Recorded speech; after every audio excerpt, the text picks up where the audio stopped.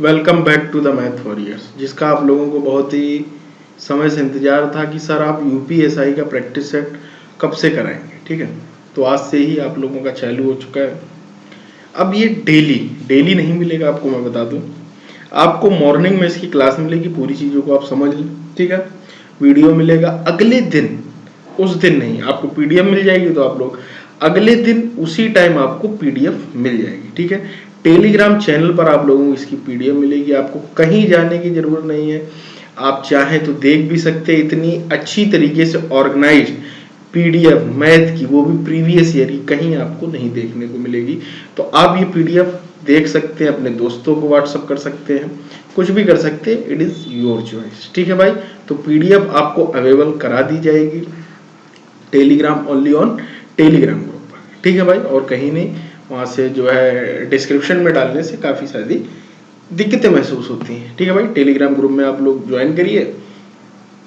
वहाँ अगर आपको कुछ डाउट भी होता तो आप पूछ सकते हैं, लेकिन बहुत ही जल्द अगर ज़्यादा उसमें धीरे धीरे बढ़ते गए तो मुझे वहाँ पर चीज़ें हाइड करनी होंगी। ठीक है, चलिए ये हुई टेलीग्राम की बातें।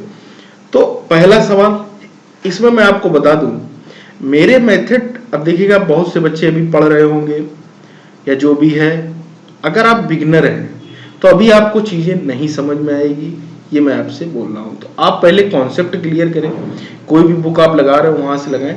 लेकिन जो बच्चे कहीं ना कहीं कंपटीशन से जुड़े हुए, वो इस वीडियो को जरूर देखें और समझें कि वो किस अप्रोच से करते हैं और मैं किस अप्रोच से करता हूँ।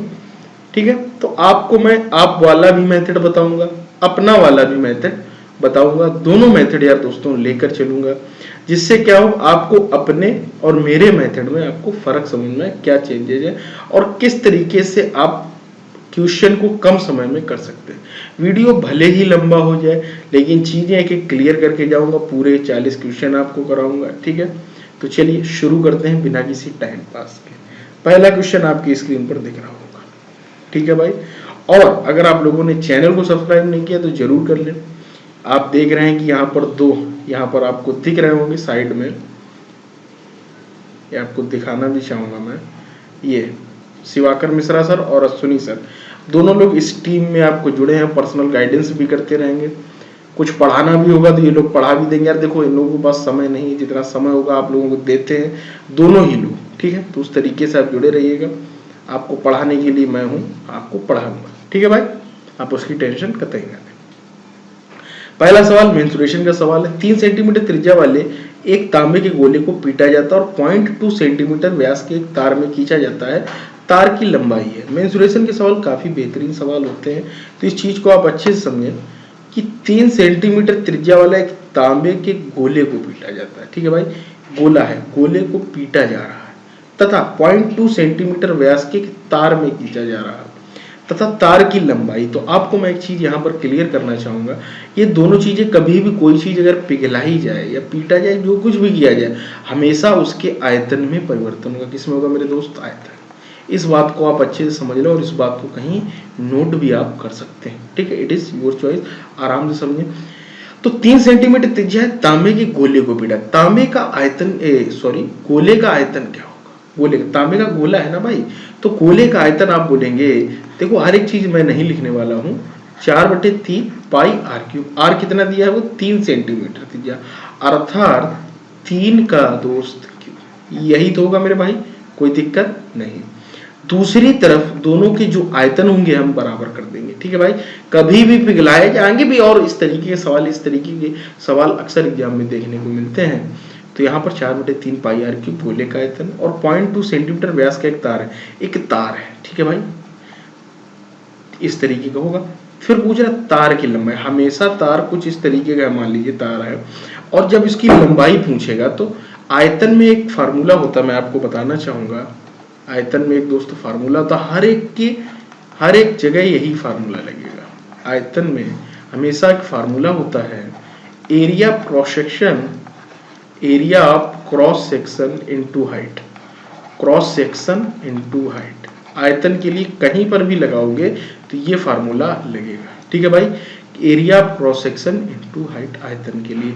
तो यहाँ पर क्रॉस सेक्शन का मतलब समझ रहे हो, कोई भी एक सेक्टर काटा गया इस तरीके से। ठीक है भाई, जैसे मान लीजिए आपको मैं थोड़ा सा ये मतलब एक पहला ही सवाल मुझे इतना डिस्क्राइब करना पड़ रहा। जैसे आप बेलन का आयतन निकालते हैं, देखना अभी आपको समझा देता हूँ, वीडियो यार लंबा जाएगा, कोई दिक्कत नहीं, बने रहना साथ में आप लोग, अच्छा लगेगा। बेलन का आयतन क्या होता है आप जानते हैं, रटे हुए हैं पाई आर स्क्वायर एच, ठीक है। लेकिन अब मैं आपको बताता हूँ, ये होता है इस तरीके की आकृति बेलन की, आप बोलेंगे यस सर, ठीक है। Area cross section, cross section मतलब अगर हम इस तरीके से काटे ये ऐसे, ठीक है, तो ये क्या होगा क्रॉस सेक्शन। एक क्रॉस सेक्शन क्या निकल के आएगा, एक गोला ही तो निकल के आएगा। अगर हम इस तरीके से काट दें मेरे भाई, तो एरिया क्रॉस सेक्शन कितना निकल के आएगा, वृत्त, वृत्त का क्षेत्रफल कितना होता है पाई आर स्क्वायर, और area cross section into height, तो हाइट कितनी होगी एच। इसी तरीके से आप किसी में भी भाई किसी भी फार्मूले में ये आप लगा सकते, area cross section into height. Prism pyramid कहीं पर भी लगा दो, कोई भी टीचर हो उससे बोल देना कि सर आयतन इस फार्मूले से निकलता है और हमेशा इसी प्रकार से निकलता है। अगर आप मुझसे कहेंगे, मैं आपको यहाँ पर एक चीज और दिखाना चाहूंगा।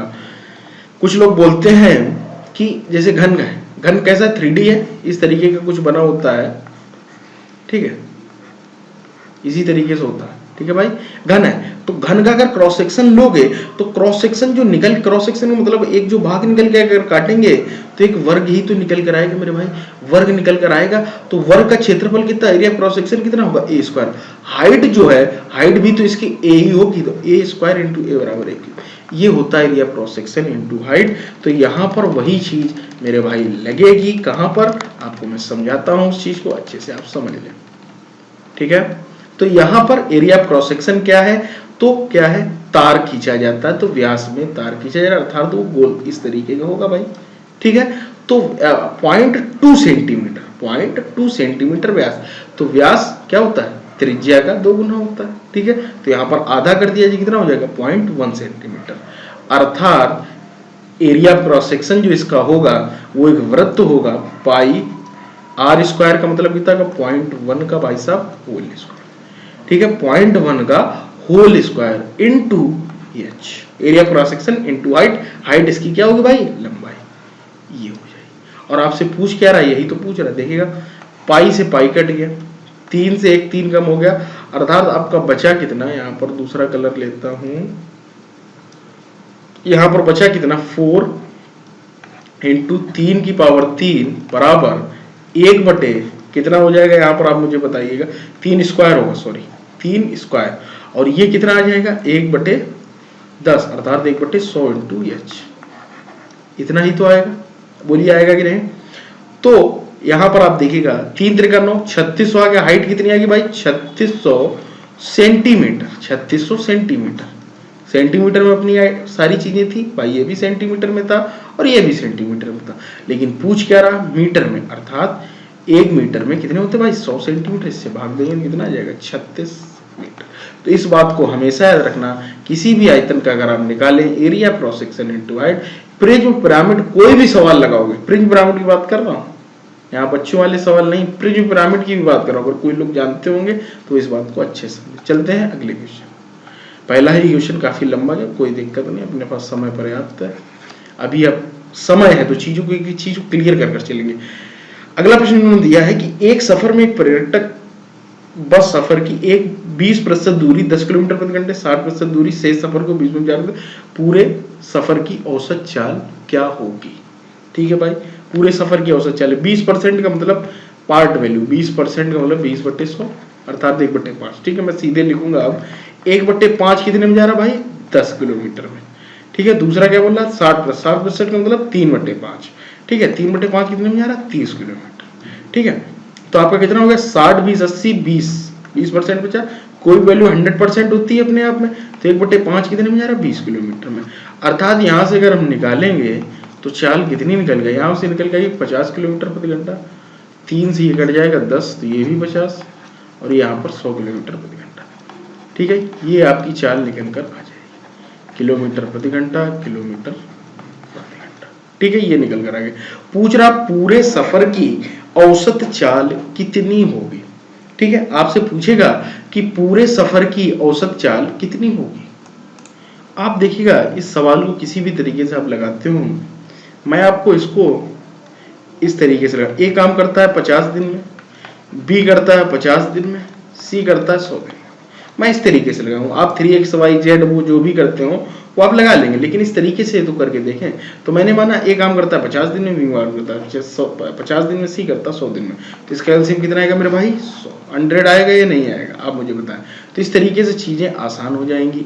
तो 50 दूनी 100, 50 दूनी 100, 100 एकम 100, अर्थात सभी लोग मिलकर कितने दिन में काम करेंगे, 2 2 4 1 5, 100/5 बराबर 20, अर्थात 20 किलोमीटर प्रति घंटा।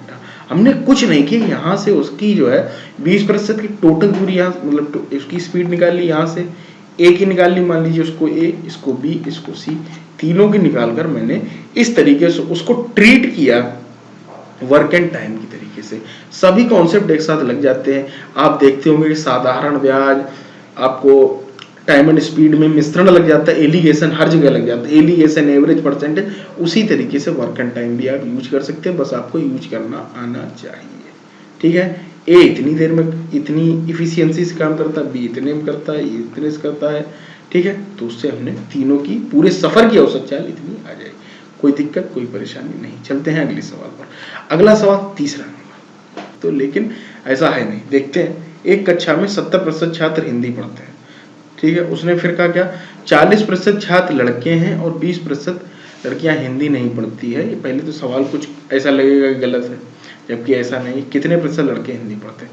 सिंपल सी बात है, ऐसे सवालों में 100 हमेशा मान लिया जाता है। ठीक है, 100 हमने माना कि 100 है टोटल, तो उसने ये कहा भाई साहब कि 70% छात्र हिंदी पढ़ते हैं, अर्थात ये हिंदी पढ़ने वालों की संख्या है। इसमें आप कंफ्यूज नहीं होंगी, भाई साहब ये हिंदी पढ़ते हैं। ठीक है, फिर उसने कहा कि 40% छात्र लड़के हैं। 40% ये टोटल है अपना। ठीक है, तो इसी पर कैलकुलेट होगा। तो यहाँ पर उसने जब कहा कि 40% लड़के हैं, अर्थात 40 लड़के हैं, 100 का 40% इतना ही होगा, अर्थात ये लड़के होंगे, इसमें तो कुछ समझाने के नहीं। तो 40 भाई साहब लड़के हो गए। ठीक है, निकल आया। फिर उसने कहा 40 छात्र लड़के, 20% लड़कियां हिंदी नहीं पढ़ती। इससे पहले आपको रुकना पड़ेगा। अगर मैं 100 की वैल्यू में ये आपसे बोल रहा हूं कि 40 लड़के हैं, तो दूसरी बात मैं ये भी कह सकता हूं कि 60 लड़की हैं। सिंपल सी बात है, कोई दिक्कत भाई कोई नहीं। आप बोलेंगे नहीं सर भाई 60 और 40 यही तो होगा। अगर कोई आपको परसेंटेज में बता दे कि 40% लड़के हैं, अर्थात इसका मतलब कि 60% लड़कियां हैं। दूसरी कंडीशन यही तो, जब दो ही चीजें हैं। ठीक है, लड़का और लड़की छात्र मिलकर बना रहे हैं। ठीक है, तो उसने पूछा है, फिर उसने एक बात लिखी है कि 20% लड़कियां हिंदी नहीं पढ़ती।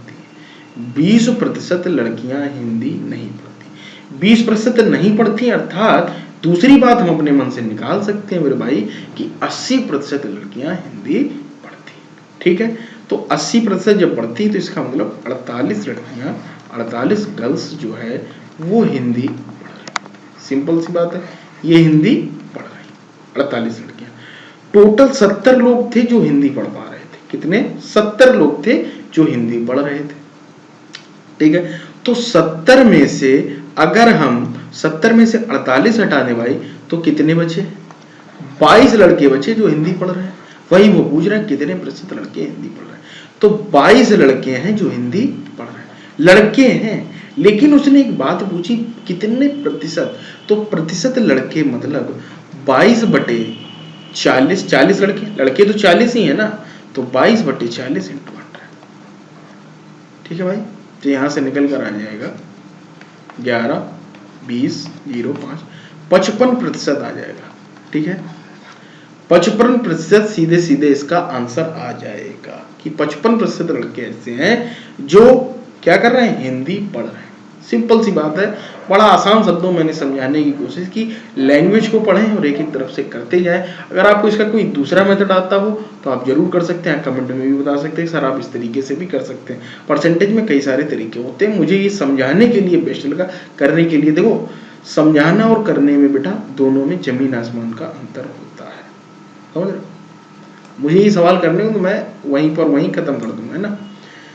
चलिए अगले सवाल की तरफ चलती है। तो वही बात है, एक टंकी को एक नली से 4 घंटे में भरा सकते हैं, किंतु रिसाव के कारण टंकी में 2 घंटे अतिरिक्त समय। बच्चों वाले सवाल है, इसको जल्दी से थोड़ा सा निपटाएंगे। 1 घंटे 4 घंटे भरा सकते हैं, किंतु रिसाव के कारण, अर्थात हमने रिसाव माना बी है।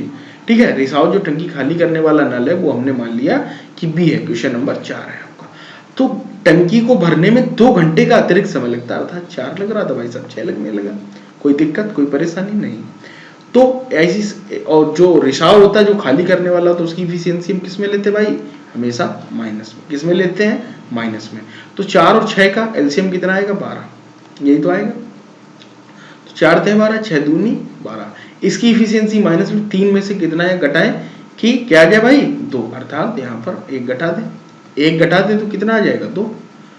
तो यहाँ पर जब हमने 1 घटाया तो सिंपल सा, अब इसी का पूछ रहा है, रिसाव के कारण टंकी को पूरी तरह खाली होने में, तो -1 का जब हम 12 में भाग देंगे कितना जाएगा, 12, अर्थात निकल कर आएगा -12 निकल कर आ रहा है। इस माइनस का अर्थ कुछ नहीं है भाई साहब, ये खाली कर रहा है, बस इतना है। माइनस का मतलब माइनस नहीं है, खाली करने वाला नल है, अर्थात 12 घंटे में टंकी पूरी खाली हो जाएगी। ठीक है भाई, कोई दिक्कत नहीं। अगला सवाल भी तुरंत ही निपटा देता हूँ कि कोई राशि चक्रवृद्धि ब्याज से 3 साल में 3 गुनी हो जाती तो 9 गुनी कितने में होगी। 3 साल में 3 गुनी, यहाँ पर 3 गुनी, और 9 गुनी यहाँ पर लिखो। तो 9 गुनी के लिए कितना करना पड़ेगा, 3 का स्क्वायर करना पड़ेगा। 9 गुनी के लिए कितना पड़ेगा, 3 का स्क्वायर। ठीक है, तो बस ऐसे सवालों को तो सिंपल सा इसमें गुणा कर दो, आंसर आ जाता है भाई साहब। आपने तो पढ़ ही रखा होगा, ये तो सवाल बच्चे भी लगा लेते हैं कि कोई राशि चक्रवृद्धि बस 3 गुनी हो जाती, कभी दे देगा कि कोई राशि 3 वर्ष में 2 गुनी हो जाती, तो कितने वर्षों में 8 गुनी हो जाए, 2 का क्यूब कर देंगे तो 3 दूनी 6 तब भी आ जाएगा। तो इस तरीके से ये सवाल बड़ा आसानी से हो जाते हैं, तो इसमें कोई दिक्कत नहीं। सिंपल सा वहां लिखें और यहाँ की जो संख्या है उसका यहाँ पर स्क्वायर ही दिया जाएगा, अगर ना दिया जाए तब उस केस में अलग तरीके से ट्रीट करते हैं, वो SSC वगैरह में ज्यादा सवाल आते हैं। ठीक है, तो यहाँ पर हम बड़ा आसानी से कर लें। तो अगले सवाल की तरफ चलें, उससे पहले आपको ये फार्मूला देखना बहुत जरूरी है। ठीक है, कभी भी इस तरीके का सवाल आपको देखने को मिल जाए कि 3 और 4 के बीच किस समय पर घड़ी की दोनों सुइयां एक साथ होंगी, कोई भी किसी प्रकार का इस तरीके का सवाल मिल जाए, अब ये फार्मूला दोस्त हमेशा याद रखना, ये कहीं पर नोट कर लो कि यम बराबर क्या होगा भाई साहब, 2/11 2/11 H1 अर्थात पहला आवर, ठीक है, इंटू 30 प्लस माइनस ए मतलब है यहाँ पर एंगल। ठीक है, करते हैं इस सवाल को। 2/11 H1 का मतलब पहला घंटा, 3 इंटू 30 प्लस माइनस ए का मतलब एंगल, अर्थात 3 और 4 एक मतलब ये कह रहा है दोनों सुइयां एक साथ हो।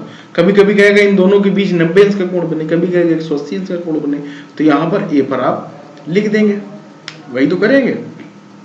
ठीक है, तो यहाँ पर हम लोग क्या कर सकते हैं, यहाँ पर कितना, जब एक ही सुई एक दूसरे के ऊपर हो गया ऐसे समझिएगा, ये जब तो एंगल कितना बनना, 0 डिग्री बनेगा कि नहीं, तो यहाँ पर लिख लेंगे 0 डिग्री। बस इसको हल कर लो सिंपल सा, 2/11 इंटू 30 थे भाई साहब 90, 180/11 180 बटे कितना आ गया भाई साहब 11। अब इसको आप अपना ब्रेक कर ले, ठीक है, इसको आप ब्रेक कर सकते हैं तो निकल आएगा। तो 3 बजकर जहां पर भी ये बनना 9 इकाई का अंक देख लीजिएगा, 9 एकम 9, 9 5 14, 6 एकम 6, 6 4 10, 8 एकम 8 10, तो यहाँ कहीं बन जाएगा। तो वो आप अपना आसानी से देख सकते हैं। ठीक है, इसको कर लीजिए 11 16 में कितना, 176 176 प्लस 4 तो 180/11 ये लिखा हुआ है यहाँ पर देखिएगा।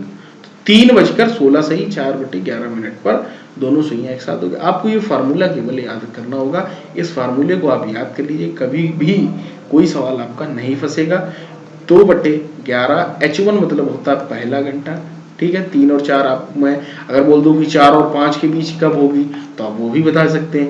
लेकिन कभी सवाल इस तरीके से दे दे किस समय पर घड़ी की दोनों सुइयों के बीच 90 अंश का कोण बनाइए, तो यहाँ पर एंगल पर भाई साहब आप 90 लिख देना, ठीक है, और यहाँ पर 180 जो भी बने कोण वो आप अपना देख लेना। अभी यहाँ पर फिलहाल 0 बनेगा इसलिए हम लोग 0 बनाएंगे। चलते हैं अगले सवाल की तरफ।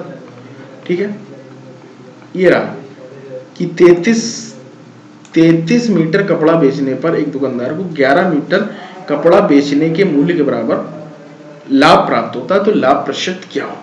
ठीक है, सिंपल तो सवाल है। 33 मीटर कपड़ा बेचने पर अर्थात विक्रय मूल्य दे रखा, एसपी बोलते हैं इसको, सेलिंग प्राइस। सेलिंग प्राइस हो गया 33 मीटर कपड़ा। ठीक है, जैसे कर रहा हूं ऐसे करोगे तो ज्यादा आसानी रहेगी। 11 मीटर कपड़े बेचने के मूल्य के बराबर लाभ होता है, अर्थात लाभ कितना हो रहा भाई साहब 11 मीटर कपड़े के बराबर, 11 मीटर कपड़े के बराबर। जैसे लिख रहा हूं ऐसे करो, कभी कंफ्यूजन नहीं आएगी, गारंटी दे रहा हूं। इस तरीके के सवाल आपको हर एग्जाम में देखने को मिलेंगे। ठीक है, तो लाभ बराबर फार्मूला क्या होता है, लाभ बराबर होता है एसपी माइनस सीपी, यही तो होता है, selling price minus cost price. ठीक है, तो लाभ का हो गया 11 मीटर का पड़ा। एसपी कितना है 33 माइनस सीपी मान लेते हैं एक्स, तो यहां से निकल के आ जाएगा 22 आ जाएगा। एक्स बराबर कितना आ जाएगा मेरे भाई 22। तो पूछ रहा है कि लाभ प्रतिशत कितना होगा, तो लाभ प्रतिशत कितना होगा मेरे भाई, कुछ नहीं 11 लाभ बटे क्रय मूल, यही तो होता है भाई। लाभ प्रतिशत मतलब क्या होता है, लाभ बटे क्रय मूल, तो 11 बटे 22 इंटू 100 कितना आ गया 50%। जैसे किया इस तरीके से करोगे तो कंफ्यूज नहीं होगे, नहीं तो आप हो जाओगे कंफ्यूज। ठीक है, चलते हैं अगले सवाल की तरफ। अगला सवाल बहुत ही बेहतरीन सवाल है, किसी क्वेश्चन नंबर 8। ठीक है, आप लोग कहीं भी कुछ भी कमी लगे आप कमेंट कर सकते हैं, आप कोई अपना सोल्यूशन बताना चाहें जरूर भेज सकते हैं। ठीक है, किसी संख्या का 3/14 बताने का उसने क्या किया 3/4 बता दिया, बताया कितना किया 3/, तो आंसर उसका 150 दिया। सिंपल सा सवाल है यार, एक्स मानकर आप लगाते हो, मैं एक्स नहीं मानता हूं, उसका कोई फर्क नहीं पड़ता है। किसी संख्या को उसने संख्या वो दोनों जगह बराबर ही रहेगी, कॉमन मान लो 3/4 माइनस 3/14 यही तो है भाई। 3/4 उसने निकाल दिया, निकालना था 3/14, तो उसका अंतर 150 ज्यादा आ गया। ठीक है, तो इसका एलसीएम लोगे तो कितना आ जाएगा 28, अर्थात 7 का ऊपर नीचे हम कर क्या कर देंगे भाई साहब गुणा 7 का 21/28 माइनस 3 दूनी 6/28 बराबर 150। तो 21 माइनस 6 कितना आ जाएगा भाई 15 ही तो आ जाएगा। 15/28 बराबर 150 के, तो ये कट गया 10, अर्थात 280 is the right answer. X की कोई जरूरत नहीं, 280 आ गया डी। अब अगर आपको ऑप्शन से करना था तो किस तरीके से कर सकते थे, ये सवाल आप समझ गए होंगे, आप कर भी लेते होंगे। ठीक है, लेकिन अगर आप ऑप्शन से जाना चाहें तो किस तरीके से जा सकते हैं। ऑप्शन में कुछ नहीं करना था, नीचे जो वैल्यू दिख रही है यहाँ पर 14 और यहाँ पर 4, 14 और 4 का एलसीएम कितना होगा भाई 28। ठीक है, 28 होगा या नहीं होगा, तो बस जो संख्या होगी या तो 28 ही होगी। बात को समझ लो अच्छे से, समझ में आया तो लाइक करना, शेयर करना और सब्सक्राइब करना, कमेंट में जरूर बताना कि भाई सर समझ में आ गया। या तो 28 ही होगी या 28 के मल्टीपल में होगी, या 28 के मल्टीपल में होगी। तो सिंपल सी बात थी, या तो इसके फैक्टर होंगे भाई। तो 28 में कौन कौन सा फैक्टर है, 7 का है 7 का 4 का, तो किसमें 7 से ये कट रही संख्या, तो 210 भी हो सकती। लेकिन ये आपको जब मिल रही तो ये आप देख सकते हैं, या आप उल्टा उठाकर भी चेक कर सकते हैं भाई। आप कॉन्फिडेंस लाना है तो आप इन दोनों को देखा कि यार 28 आ रहा, अच्छा ये संख्या 280 है, तो उल्टा चला लिया ऑप्शन को कि भाई 28 का 3/14 निकाल लो, 28 का 3/4 निकालो, अगर दोनों का डिफरेंस 150 आ जाए तो हमारा आंसर सही है। आप कर सकते हैं। ठीक है, जिसको बात समझ में आई हो तो वो लाइक करे, नहीं तो सब्सक्राइब कर ले भाई चैनल को, और क्या बताएं, है ना। चलते हैं अगले सवाल क्वेश्चन नंबर 9 पर। ये तो सब टाइम पास की बात है। a इंटू बी बराबर इन्होंने ये दिया है, a स्टार b बराबर ये दिया हुआ, तो 3 × 4 कुछ नहीं। इस सवाल में a स्टार b बराबर दिया हुआ है, ये a प्लस क्या दिया हुआ भाई a plus B plus a plus B, और यहाँ पर सवाल दिया हुआ है 3 × 4 माइनस 2 × 3। तो कुछ नहीं, एक बार 3 स्टार 4 निकाल लो।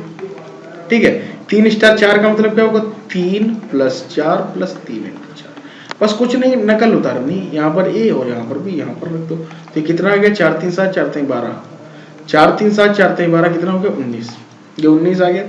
अगला जो है 2 3 है a b की जगह, 2 × 3, तो 2 + 3 5 और 3 दूनी 6 अर्थात 11, यही तो आ गया। तो 19 माइनस 11 कितना हो जाएगा भाई साहब 8। Option number C is the right answer, आपका आंसर हो जाएगा। कुछ नहीं होता इस सवाल में। ठीक है, 2011 के तो काफी सरल आए थे, लेकिन इसके बाद धीरे धीरे चीजें बढ़ती गई। ठीक है, अगला कलर ले लेते हैं, आप बोर ना हो। क्वेश्चन नंबर 10 देखते हैं, क्वेश्चन नंबर 10।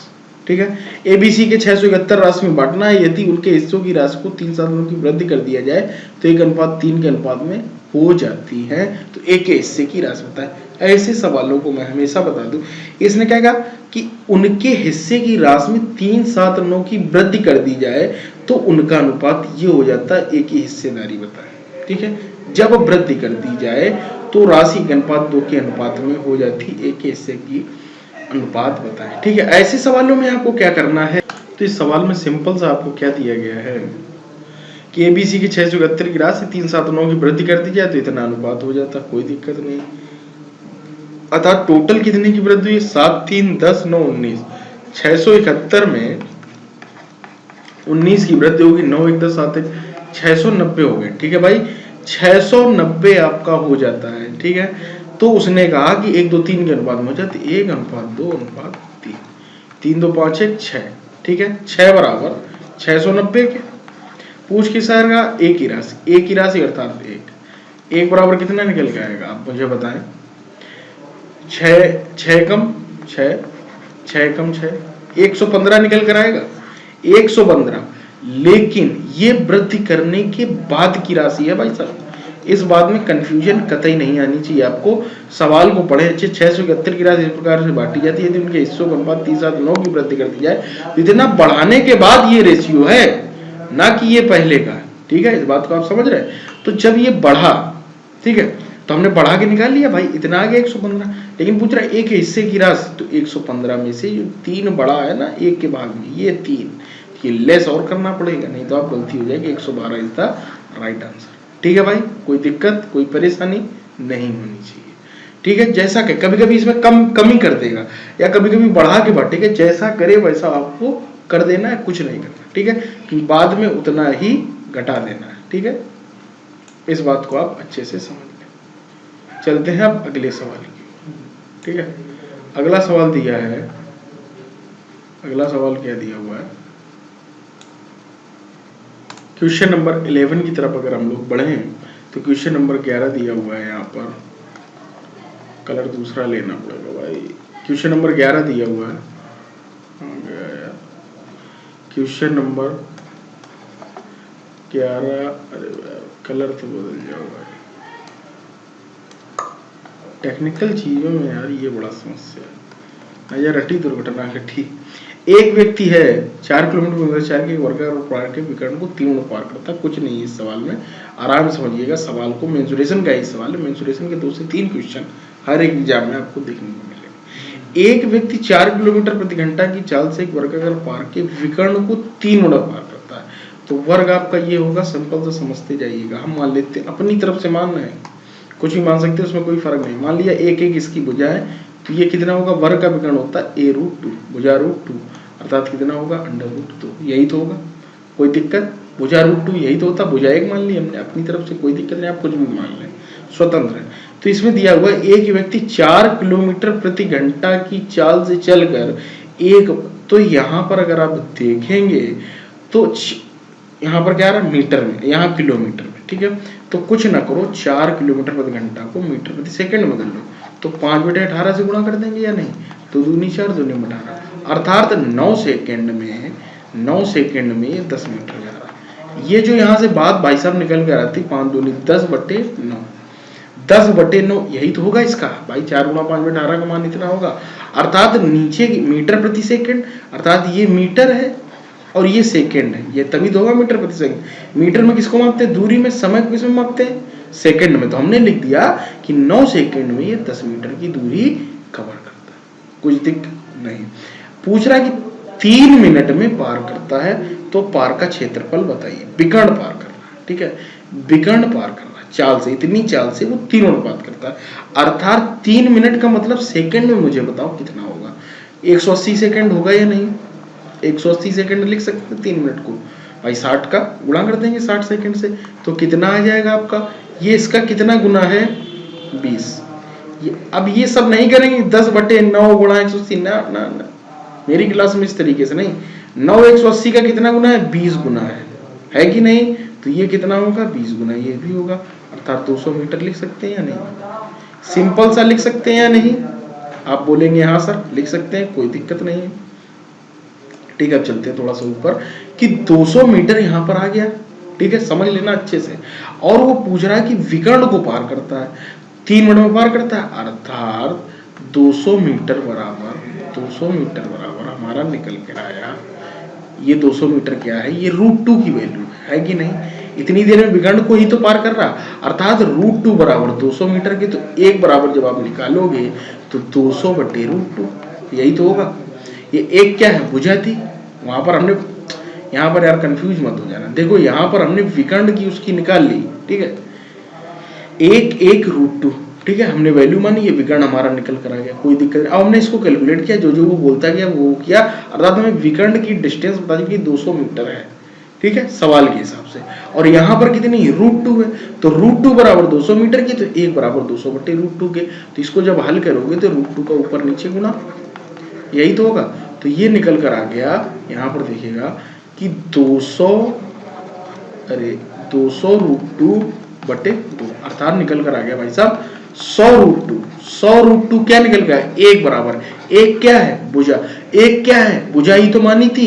अर्थात अब पूछ रहा है कि वर्ग का क्षेत्रफल क्या होगा, 1 का स्क्वायर अर्थात भुजा का स्क्वायर, इसका स्क्वायर अर्थात इसका स्क्वायर का मतलब 100 का स्क्वायर, यही तो होगा। 100 का स्क्वायर इंटू √2 का स्क्वायर कितना हो जाएगा, तो 100 का स्क्वायर मतलब कितना हो गया भाई साहब, 10 गुना 4 बराबर 2 मीटर स्क्वायर। सवाल में कुछ था नहीं, कंफ्यूज कतई मत होना, जहां कंफ्यूज हो वीडियो पॉज कर लेना, अच्छी चीजों को समझ लेना, आप किस तरीके से लगाते हैं मुझे नहीं पता है, ठीक है। ये बेसिक अप्रोच है, इसी अप्रोच से जाओगे तो आसानी से चीजें हो जाएंगी। ये सवाल मेंसुरेशन और स्पीड, टाइम स्पीड, उसका मिक्स क्वेश्चन है, ठीक है। तो आप लोग कंफ्यूज ना हो, ठीक है, अच्छे से सवाल को देखें। वीडियो फिर यार बहुत लंबा हो जाएगा अगर एक सवाल को मैं ज्यादा एलेबोरेट करूँ, ठीक है। जहाँ ना समझ में आप पूछ देना यार, बता दूंगा, ऐसी कोई इशू नहीं है। एक व्यक्ति 4 किलोमीटर प्रति घंटा ये तो हो गया। 12 पुरुषों के 17 दिन के भोजन का इतना खर्च आता है, कुछ नहीं। ऐसे सवाल हमेशा याद रखना, M1 D1 T1 upon W1 बराबर M2 T2 बटे W2 लगा देना, आंसर आ जाएगा, आपको आता भी होगा। तो M1 कितना है भाई, 12 पुरुष 17 दिन के भोजन में कितना खर्चा आता है, 1105 रुपए का खर्चा आता है। तो 27 दिन का के भोजन के लिए 1170 की कितने पुरुषों के लिए, 12 को 17, तो टाइम नहीं दिएगा तो टाइम नहीं लिखेंगे, जो चीज नहीं दी गई उसको नहीं लिखेंगे, ठीक है। तो 12 गुणा 17 बटे कितना है, खर्चा कितना आता है 1105, ठीक है, बराबर 27 दिन के भोजन के लिए x मान लो, पुरुष हमें नहीं पता है, 1170 रुपए का खर्चा आता है, 1170 रुपए का। अब इसको आप हल कर लेंगे, आंसर आ जाएगा, सिंपल सा सवाल है। जो चीज नहीं दी, मान लो T1 नहीं दिया उसको हटा दो, कोई दिक्कत नहीं भाई, टाइम नहीं दिया गया। M1 का मतलब है आदमी, दिन, समय, तीनों का गुणा बटे क्या है, वर्क, टोटल।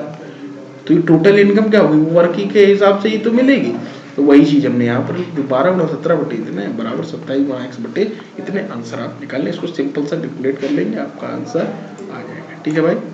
चलते हैं अगले सवाल की। एक व्यापारी ने एक मिक्सर को 12.5% घाटा उठाकर इतने बेचा, घाटा उठाकर इतने बेचा, 12.5% लाभ कमाने के लिए उसे कितने रुपए में बेचना होगा। सिंपल सा सवाल है, कोई दिक्कत नहीं होगी। 12.5% घाटा उठाने का 12.5% का पार्ट वैल्यू कितनी होती, 1/8। आपको पार्ट वैल्यू यार परसेंटेज, पार्ट से परसेंटेज की मेरी क्लास आपको प्लेलिस्ट में मिल जाएगी, परसेंटेज की क्लास डली हुई है एक, या शायद परसेंटेज पूरा पड़ा हुआ है, ठीक है, पूरा परसेंटेज ही पड़ा हुआ है, उसको आप अच्छे से देख सकते हो। उसमें पार्ट से परसेंटेज जो लोग ना जानते हो, देखिएगा 12.5, 23% इस तरीके जब आप हल करते हो तो काफी दिक्कत होगी। 12.5% का सीधे पार्ट वैल्यू 1/8 होती है, ठीक है। 1/8 नीचे वाली जो वैल्यू होती है वो होती है एक्चुअल वैल्यू। थोड़ा सा समझा देता हूँ पार्ट का गेम। ये होती है एक्चुअल वैल्यू और ये होती है जिस पर काम हुआ, अर्थात ये घाटे वाली, ठीक है। 12.5% घाटा का मतलब 1/8, तो ये 8 एक्चुअल वैल्यू, 1 रुपए इसको घाटा हुआ है, ठीक है, और 420 बेच दिया, तो कितने बेचा होगा, 7/8 में। सिंपल सी बात है, इतने में तो बेचा होगा। आप मुझे बताओ कि 1/8 आप 100 से लगाते होगे, मुझे पता है कि 100 मान के ऐसे 100 माना, 12.5% घाटा निकाला, इधर की वैल्यू आई, उसको बराबर इतने की। बड़ा लंबा टेक्निकल, मतलब यार बड़ा लेंदी हो जाता है वो, मैं भी पहले करता था, लेकिन जब से पार्ट आने लगा तब से मुझे ये करने की जरूरत नहीं पड़ी। 12.5% का मतलब 1/8, 8 यहाँ पर एक्चुअल वैल्यू, 1 क्या, 1 पर काम हुआ। काम का मतलब ये है कि जो घाटा है वही 1 है, ठीक है। तो घाटे के बिना उसने पूछा 12.5% घाटा उठाकर इतने में बेच दिया, अर्थात 7 में बेची होगी भाई। 8 रुपए की चीज 1 रुपए घाटा हो गया, तो कितने में बेची, 7 रुपए में, 7/8, ठीक है। फिर उसने कहा कि 12.5% लाभ कमाने के लिए, फिर 12.5% की वैल्यू 8, ठीक है, ये एक्चुअल वैल्यू है, ये क्या है, लाभ। अब उसने 1 रुपए का लाभ कमाया, 8 पर 1 रुपए का लाभ कमाएंगे कितना हो जाएगा, 9/8। यही तो होगा या नहीं, सिंपल सा है।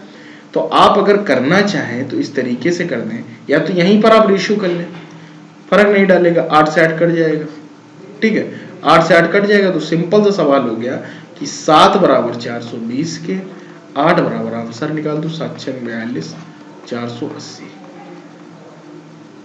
ठीक है। शायद आंसर नहीं, सॉरी 9 है, 9 मैं चेक कर चुका हूँ 540, तभी मैं कहूँ आंसर क्यों नहीं, ऑप्शन है। यहाँ पर बहुत से लोगों को चीजें उड़ गई होंगी दिमाग से, लेकिन ऐसा मैंने कुछ एक्स्ट्रा नहीं किया हुआ है। जैसा सवाल बोलता गया मैंने किया कि भाई साहब 1/8, उसने कहा कि 12.5% घाटा उठाकर अर्थात 7 में अब बेच रहा, तो आप यहाँ से करना चाहो तो यहाँ से भी करते हो, 7/8 बराबर 420 के और 9/8 निकालो, तो 8 का जो ये नीचे ये तो हर बार कट जाएगा ना, इसका कोई मतलब नहीं, अर्थात 7 बराबर 420 के 9 बराबर हमने वैल्यू निकाल दी, आंसर आ गया।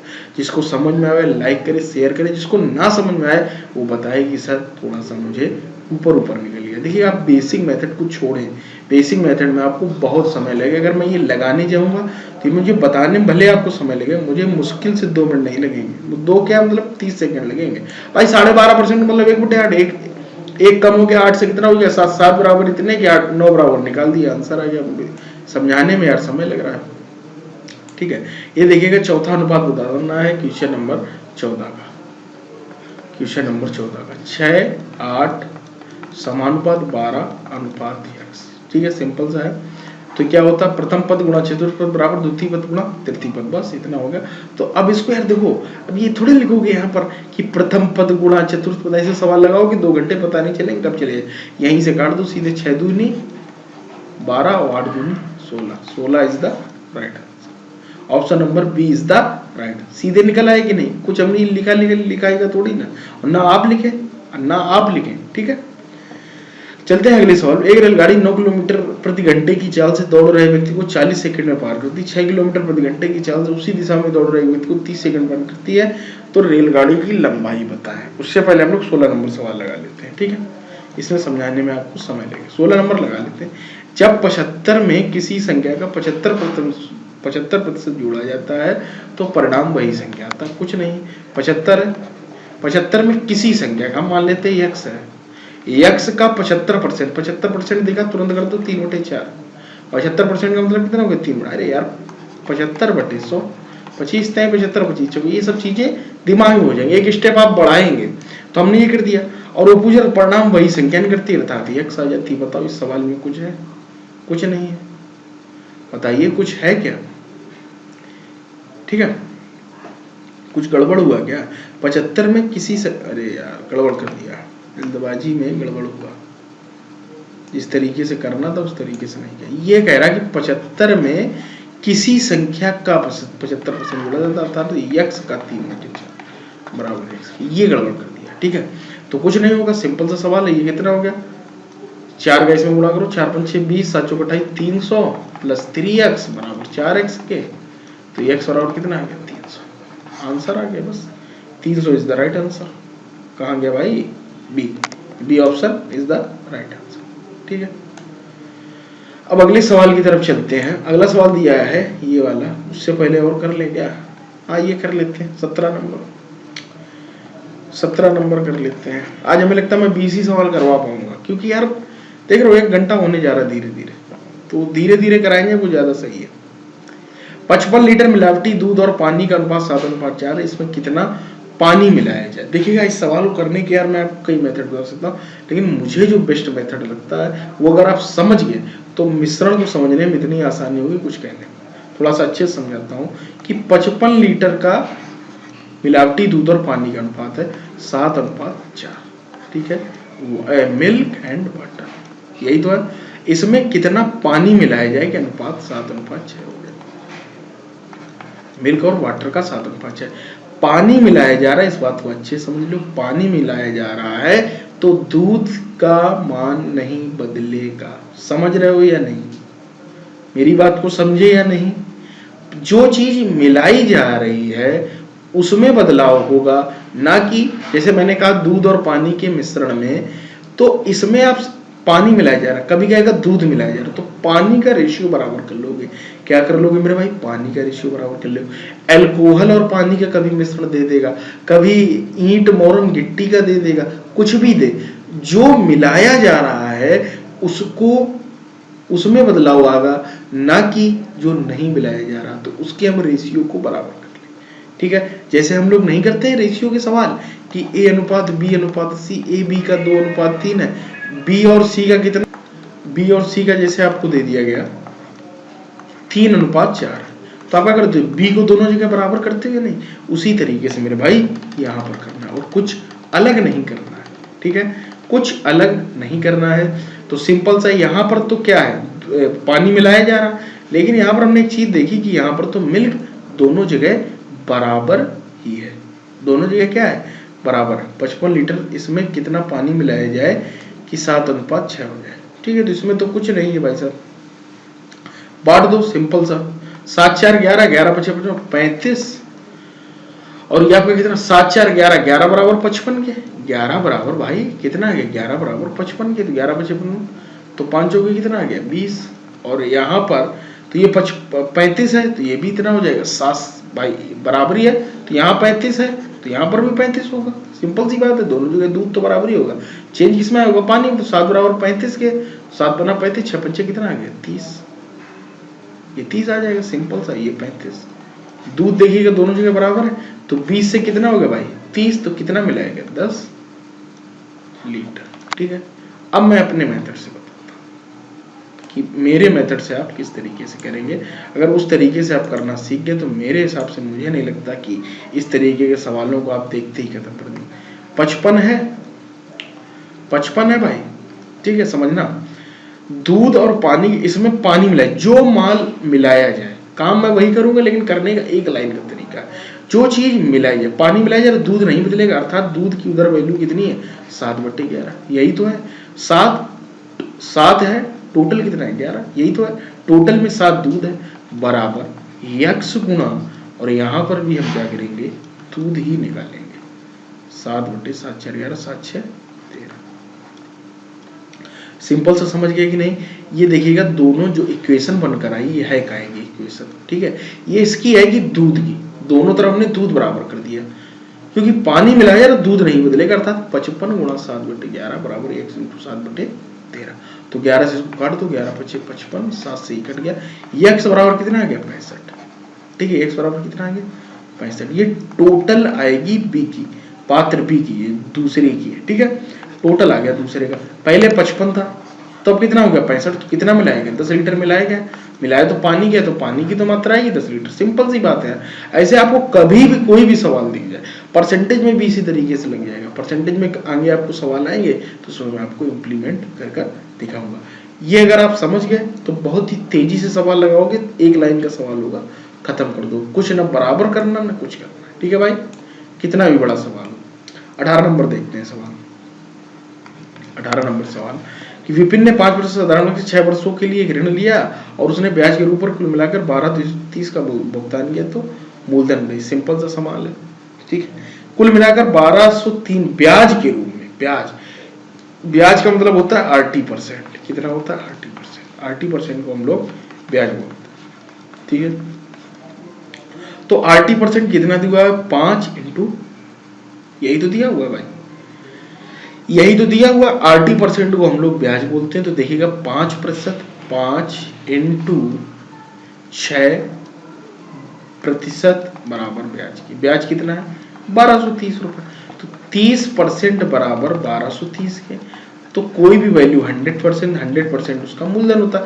किसी भी वैल्यू, किसी भी व्यक्ति के पास यदि कोई सामान, जैसे मेरे पास अभी 100 रुपए है, ठीक है, तो मेरा जो मूलधन है अपने आप में 100% है, मेरे पास चाहे 500 रुपए हो, चाहे 1000 रुपए हो, चाहे 2 लाख रुपए हो, अपने लिए, मेरे लिए वो वैल्यू मेरे पास कितनी है, सदैव 100% होती है।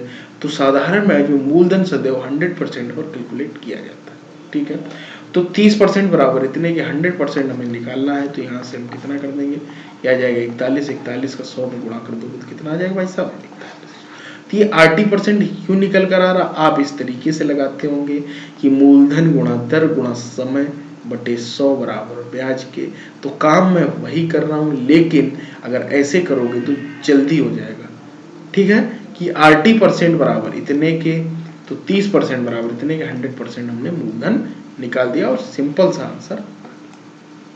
ठीक है भाई, चलते हैं अब अगले सवाल। अभी सिंपल सा यार सवाल है, ए बराबर पी 1 प्लस आर अपॉन 100 की पावर n से आप इसको लगा सकते हैं। 800 की राशि चक्रवृद्धि राशि 5 मीटर कितने समय में ये हो जाती, तो ये कितना है 882 बटे ये इधर आ जाएगा 800 बराबर कितना दिया है 1 प्लस आर कितना भाई साहब 5 अर्थात 1/20 यही तो हो जाएगा की पावर n।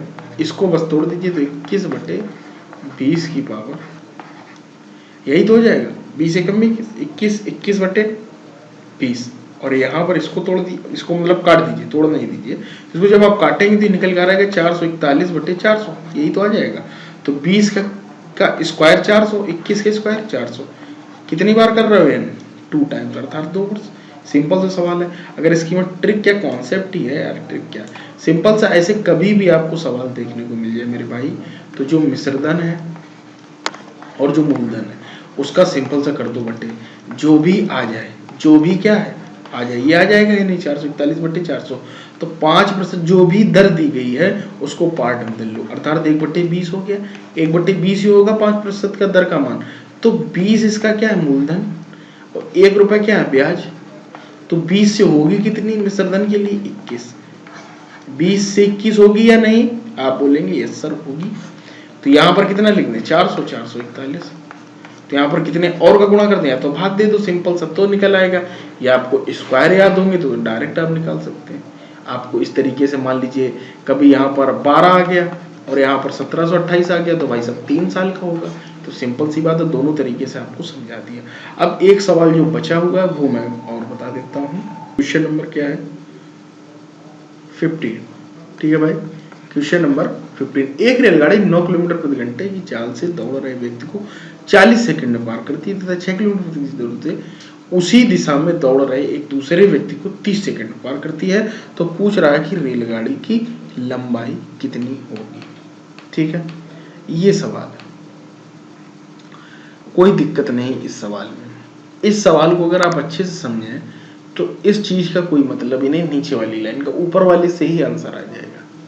क्योंकि जो ये लाइन देखी, एक रेलगाड़ी 9 किलोमीटर प्रति घंटा की चाल से दौड़ रहे व्यक्ति को 40 सेकंड में पार करती है।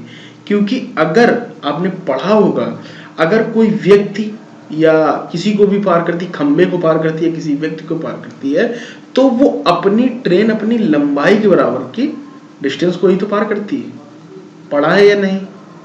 तो बस उसी से लगा दो, नीचे वाले का कोई काम ही नहीं भाई। नीचे वाले क्वेश्चन का मेरे दोस्त कोई काम नहीं है। 9 किलोमीटर प्रति घंटा दिया हुआ है तो 9 का कितना 5/18 से गुणा कर दो, क्योंकि नीचे मीटर में आ रहा तो ये आ गया 2 सेकंड में कितना जा रहा 5 मीटर।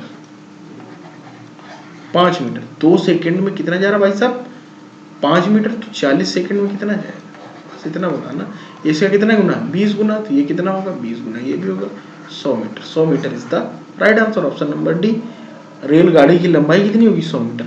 आप मेरी बात को अच्छे से समझ पाए होंगे कि अगर कोई रेलगाड़ी खंबे या किसी व्यक्ति को पार करती है तो वो अपने डिस्टेंस के बराबर, अपनी लंबाई के बराबर ही पार करती है। तो उसी से सिंपल से ये सवाल लग गया, पहली ही बात से लग गया। दूसरी क्वेश्चन में हमें कोई जरूरत ही नहीं कि 6 किलोमीटर प्रति घंटे की चाल से उसी दिशा में दौड़ रहे एक दूसरे व्यक्ति को, दूसरा व्यक्ति है उसको 30 सेकंड पार करती है। ठीक है, तो रेलगाड़ी की लंबाई निकालो। ठीक है, तो उसका कोई काम ही नहीं है। आप लगाना चाहो उस तरीके से भी लगा सकते हो, लंबा भी कर सकते हो। केवल रेलगाड़ी की लंबाई पूछी तो हम पहले से ही निकाल सकते हैं। और सवाल बिल्कुल सही, क्योंकि एक रेलगाड़ी वही रेलगाड़ी है। ठीक है, रेलगाड़ी तो वही है।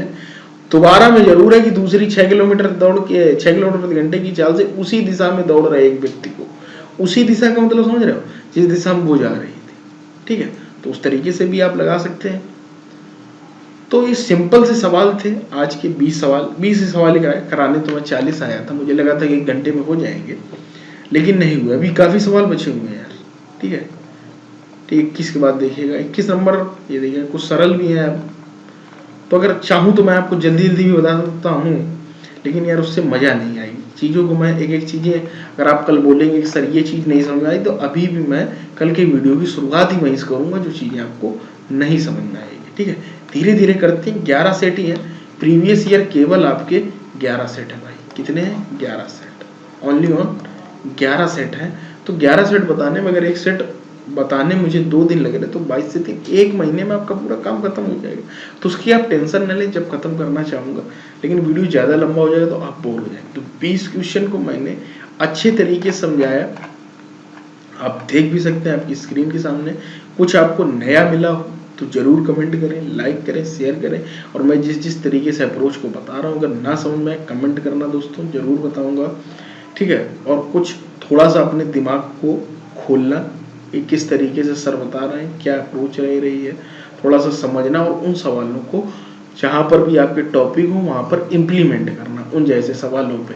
तो आपको धीरे धीरे आपके कॉन्सेप्ट बिल्डअप होंगे और धीरे धीरे आप सवालों को तेजी से करना चालू करें, ठीक है। काफ़ी अच्छे सवाल थे। 2011 में भी इस तरीके का लेवल का पेपर आता था, 2011 में आप देख सकते हैं यूपीएसआई का। तो आप हल्के में ना लें, 2017 में तो काफ़ी अच्छे पेपर आए हुए हैं, वहाँ पर भी मैं आपको अच्छे से चीज़ों को समझाऊंगा, आप उसकी टेंशन ना लें, ठीक है। तो जितने भी सवाल थे आप लगाएं, अपनी तरफ से प्रैक्टिस करें। जब पूरे 40 क्वेश्चन हो जाएंगे तब आपको टेलीग्राम पर पीडीएफ भी प्रोवाइड करा दी जाएगी। तो इसी उत्साह और उम्मीद के साथ दोस्तों जुड़े रहें, मैं गौरव के साथ।